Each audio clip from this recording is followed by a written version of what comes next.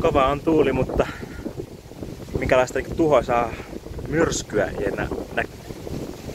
Tänään piti viikon alkuun tulla joku suurmyrsky, suurtuho. Ihan perushyviä kelejä. Vähän ollut isompia alkoita ja vähän ollut tullut enemmän, mutta erittäin hyvät uintikelit ja lenkkeily- ja harrastuskelit. Sillekin menee, että vaikka kalastelee maa. No, voivat ne meteorologitkin olla väärässä. Aika pahasti. No, mä oon vaan ihan tyytyväinen, ettei tullut mitään suurta tuhomyrskyä. Tosiaan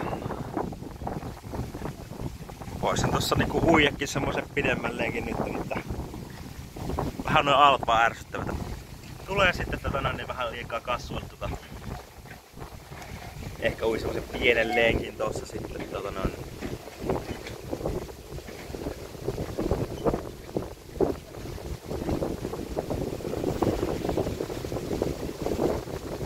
Joo, ei kai tässä.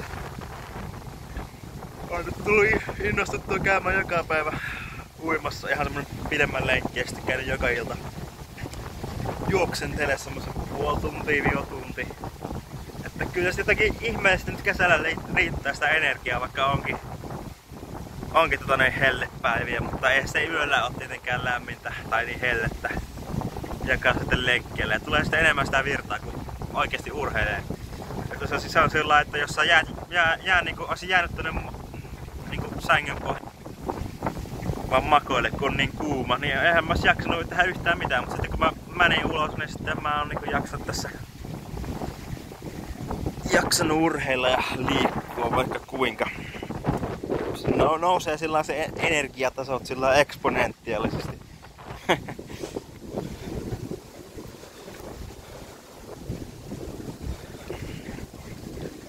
Kaunis rantamaisema.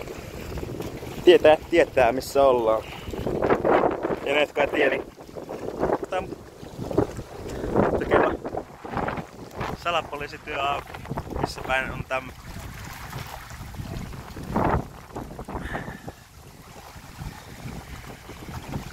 Kyllähän täällä kelepaa.